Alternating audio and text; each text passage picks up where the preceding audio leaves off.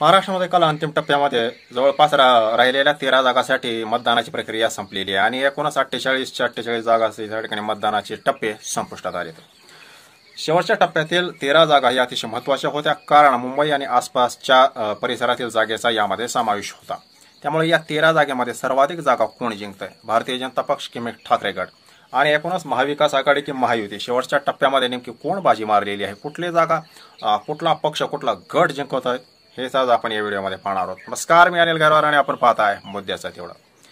या 13 पैकी आपण जर पहिली जागा जर घेतली तर अर्थात ठाणे ही फारच चर्चेमध्ये होती. एकनाथ शिंदे यांनी नरेश म्हस्के यांच्या एक खास व्यक्तीला या ठिकाणी मैदानामध्ये उतरवलं होतं. तर राजन विचारे हे जवळपास त्या ठिकाणी उमेदवार असणार हे स्पष्ट होतं.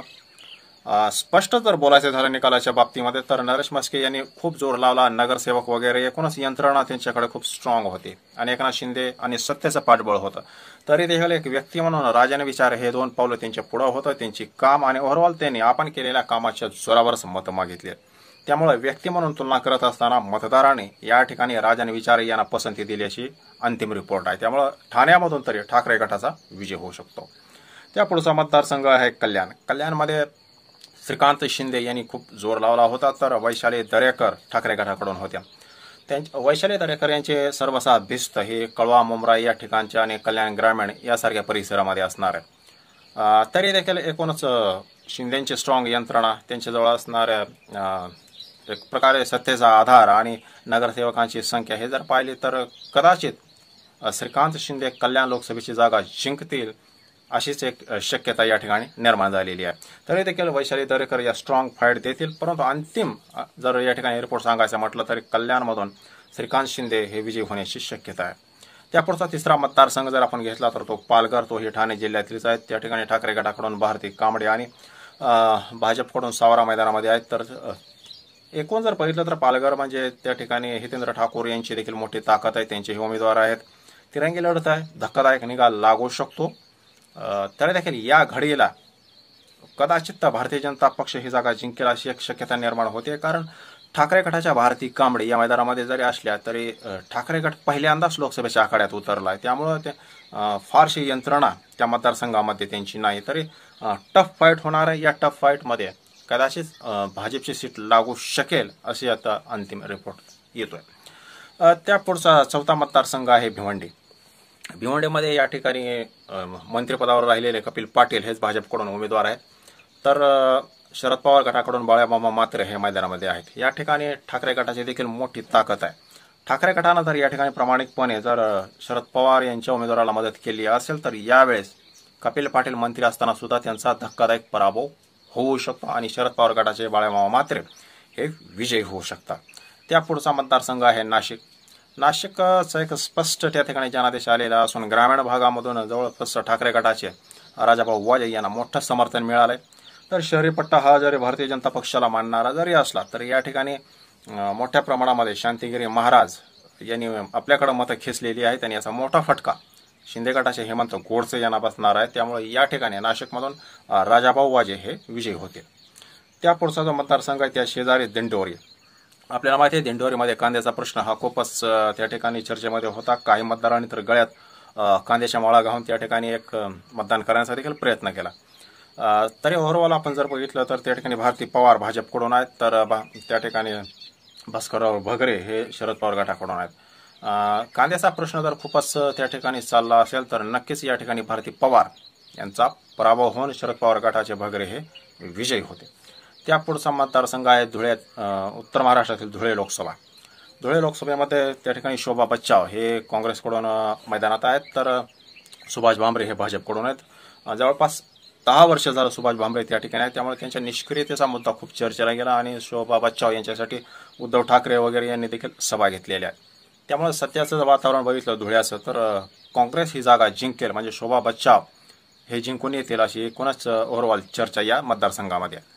त्या पुढचे जे मतदारसंघ आहेत ते आहेत मुंबई. ते पहिला मतदारसंघ त्या ठिकाणी येतो तो म्हणजे दक्षिण मुंबई. दक्षिण मुंबईमधून अरविंद सावंत ठाकरे गटाकडून आहे, तर त्यांच्या विरोधामध्ये यामिनी जाधव या मैदानात आहेत. यामिनी जाधव यांची उमेदवारी ही खूप उशिरा झाली. तर या ठिकाणी मोठ्या प्रमाणात काँग्रेसची ताकद आहे.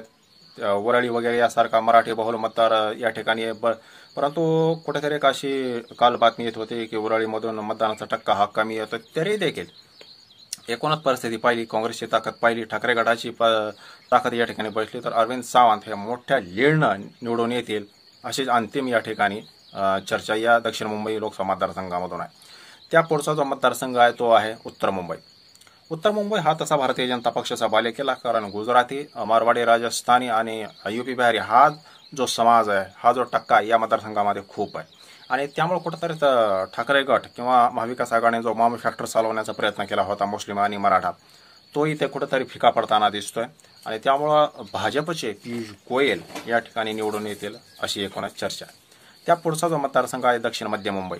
दक्षिण मध्य मुंबईमधून अनिल देसाई ठाकरे गटाकडून आहेत, तर त्यांच्या विरोधामध्ये राहुल शेवाळे हे निवडणुकीच्या आखाड्यामध्ये आहेत. या ठिकाणी सुद्धा कुठेतरी संत गतीने मतदान काल सुरू होतं, तरी देखील राहुल शेवाळे यांच्याविषयी असणारी नाराजी दिसून येऊ शकते आणि ठाकरे गटाचे अनिल देसाई हे बाजी मारतील असे अंतिम या ठिकाणी शक्यता आहे.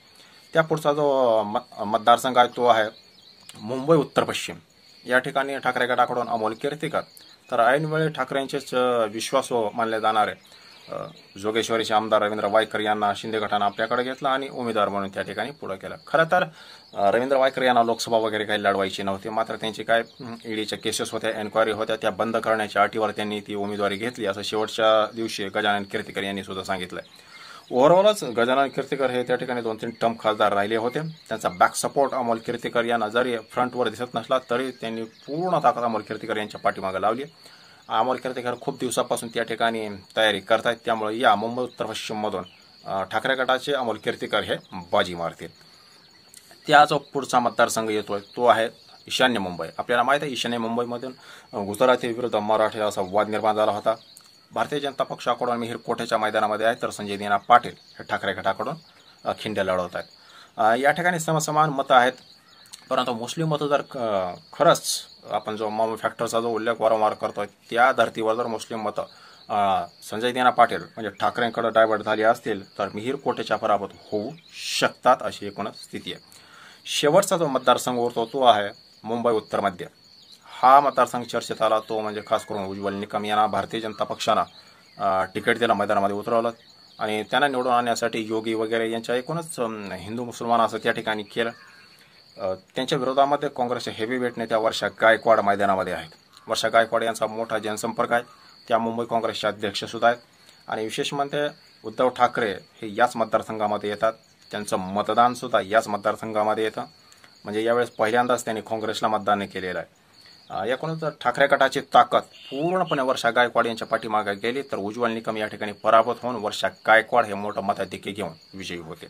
त्यामुळे ओव्हरऑल आपण जर बघितलं 13 जागेसंदर्भात तर जवळपास एक 5 जागा ठाकरे गट जिंकू शकत, किमान एक 3 जागा भाजपच्या वाट्याला येतील, 2 जागा ह्या काँग्रेसच्या वाट्याला येतील आणि 1 ते 2 जागा शिंदे गटाला जाऊ शकतात अशी एकूणच परिस्थिती आहे. या सर्व विश्लेषणाबद्दल तुम्हाला नेमकं काय वाटतं ते कमेंट नक्की करा. एकूणच शेवटच्या टप्प्यातील 13 जागापैकी सर्वाधिक जागा कोण जिंकेल हेही कमेंट करा. व्हिडिओ आवडला असेल तर एक लाईक करा. धन्यवाद.